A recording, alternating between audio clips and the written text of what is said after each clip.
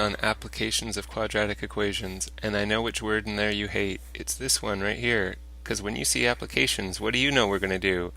Word problems! Yes, it's word problems with quadratic equations. Okay, we'll do a few here, and hopefully you'll get the idea of how to solve these sorts of things. Basically, you're going to set up a quadratic equation, make it equal to 0, and then you're going to have a choice of how to solve it. You might want to graph it. And if you're the sort of person who wants to solve by graphing, good for you. I'm not like you. I would not want to do that. It's too much work. You might want to try to factor it. That's actually my preference. So I always try to factor, but you can't always do it. So what other ways do we have to solve? You could complete the square, which is not a bad idea, but I imagine that'll almost never be done by anyone as well, because if you can't factor, I bet the way most of you will do this is you'll use the quadratic formula. X equals negative b, right? So those are pretty much the ways that you can solve these equations. Sometimes there'll be the square root method, but that's only when there's no b value, and that doesn't happen all that often. Okay, anyway, let's solve some questions. Two numbers have a sum of 20 and a product of 84. Use a quadratic equation to determine the numbers. Alright, well, there's two numbers, so if you know nothing else, you could write down first number, second number, and guess what we're going to call the first number?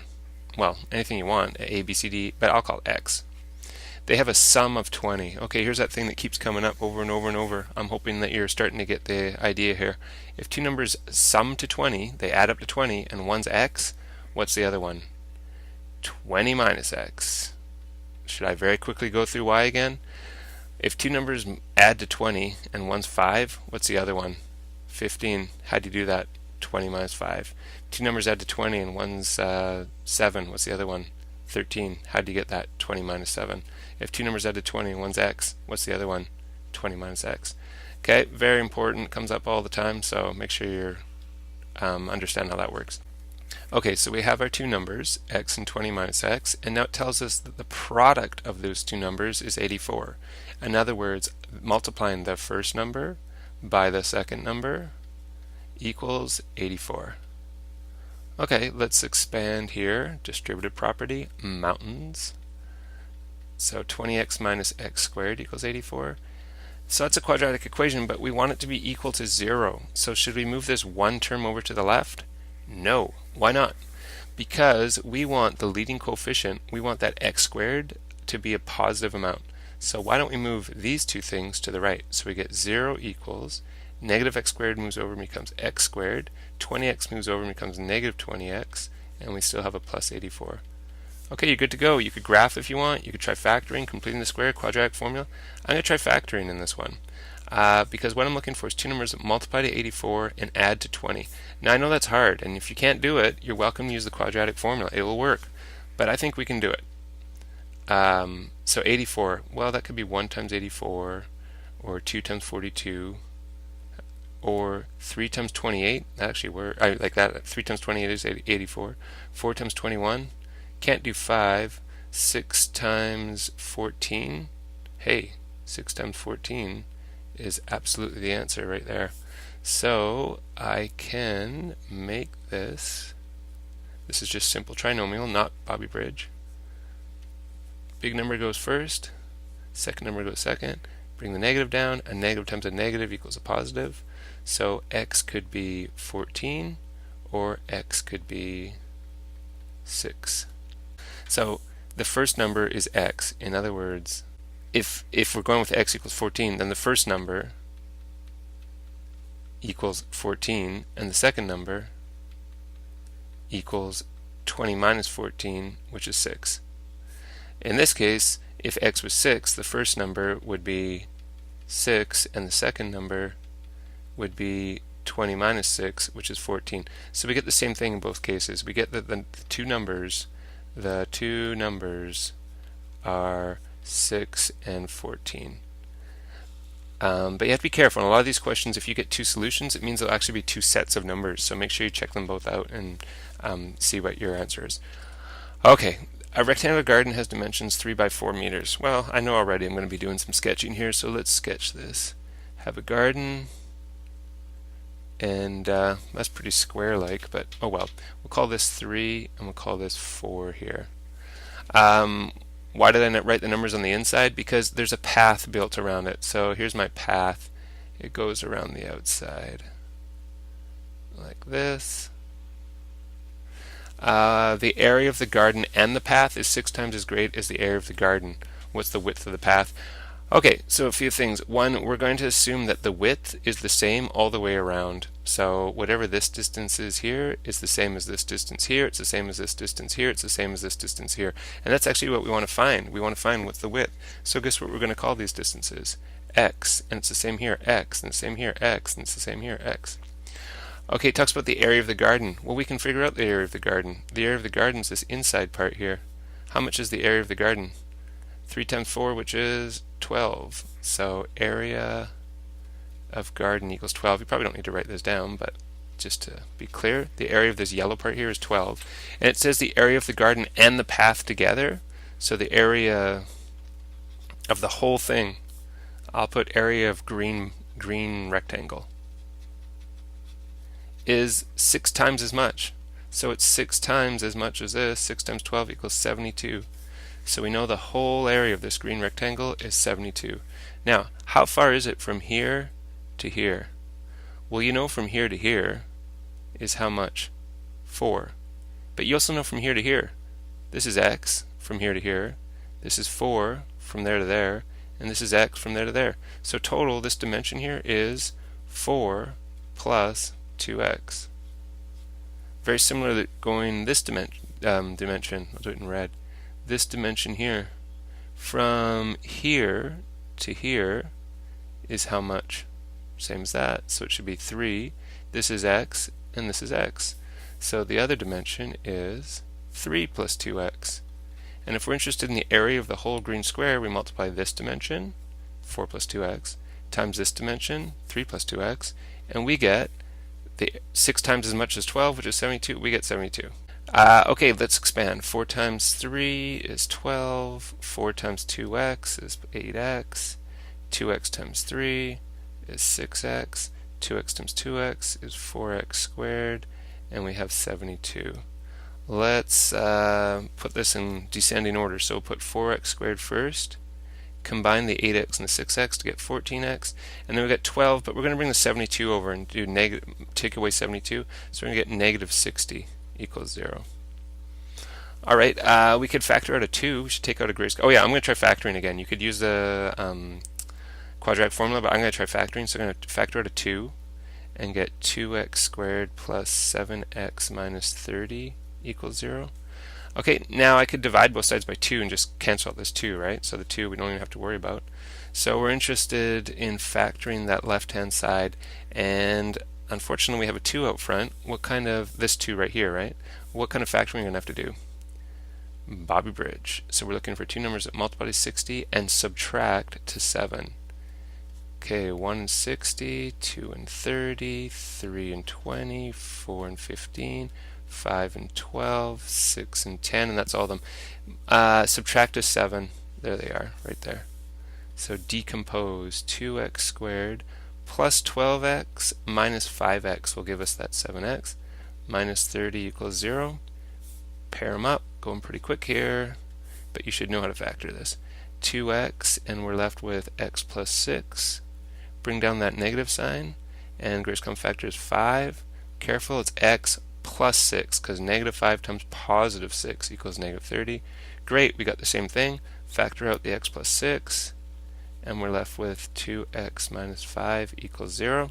So this one, x equals negative 6, and we're going to reject that. Why?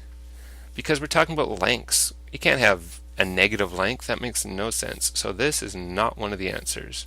Solves the quadratic equation, but it does not solve the real world example that we're talking about. Okay, that's solved the first factor. What solves this factor? Kind of hard. So let's write out 2x minus 5 equals 0 and actually solve it. Add 5 to both sides. I get 2x equals 5. Divide by 2. I get x equals 5 over 2, or 2.5. Okay, so we found x is 2.5. What's x? X was the width of the path, and that's what we wanted to know. So this is our answer. 2.5, what is it, centimeters, meter? Well, not centimeters, I guess, meters. Be pretty thin path if it was centimeters, 2.5 meters. When the square of a number is added to the number, the sum is 3. Oh, there's only one number. So call the number x. X equals the number. So when the square of a number, well, the square of a number is x squared, is added to the number, the same number, x, the sum, adding them together gives a sum of 3. Oh wow, this is pretty quick. So let's get it equal to 0. And let's try factoring. Two numbers that multiply to 3 and subtract to 1. Well, the only numbers that multiply to 3 are 1 and 3. Do those subtract to 1? No, they don't. We cannot factor. So you could either complete the square, or imagine what most of us will do is we'll use the quadratic formula. X equals negative b, so that'd be negative 1, plus or minus the square root of b squared, so that's 1 squared, minus 4 times a, which is 1, times c, which is negative 3, all over 2 times a, which is 1. So x equals negative 1 plus or minus the square root of 1. 4 times 1 is 4, times negative 3 is negative 12, sorry. So you get 1, take away negative 12, all over 2. So x equals negative 1 plus or minus the square root of 13 divided by 2. Can we simplify this? Can you simplify root 13? No, you can't. This is your answer right here. How many answers is there? 2. Negative 1 plus root 13 over 2 and negative 1 minus root 13 over 2. Last question. A truck was traveling at 23 meters per second. It decelerated for 15 seconds. The distance traveled by the truck, d meters, during this time is given by the formula. So this is really what you're going to be using is this right here, where t is the time, and it already tells us that d is the distance. So the first question is, how far did the truck travel in 1 second? 1 second, we know this, and this is a time. That was a pretty silly question, I know. Okay, so in other words, we know the time. We can plug it in here, and we can plug it in here and solve, and we'll have our answer. We'll know how far the truck traveled in 1 second. Alright, so d equals 23 times 1 minus 0.6, 1 squared, and that'll give us the distance. I'm glad it's 1. It makes it quite easy, doesn't it? Be harder if it was 1.2 or something. 23 times 1 is 23.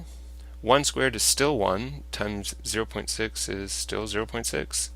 So the distance it's traveled in 1 second is 23 take away 0.6, which is 22.04 meters.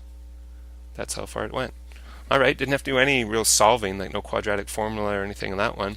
It's the second part of the question where you're going to have to do something like that. How long did it take the truck to travel 60 meters? Distance or time? Distance, so you're going to put it in here. So you get 60 equals 23t minus 0.6 t squared. Oh boy, that looks complicated. But you can still use the same sort of methods. You could try factoring it. You could try completing the square, but once again, you'll probably use the quadratic formula.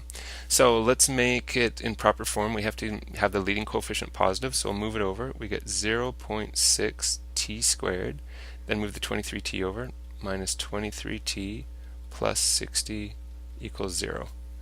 And quadratic formula time.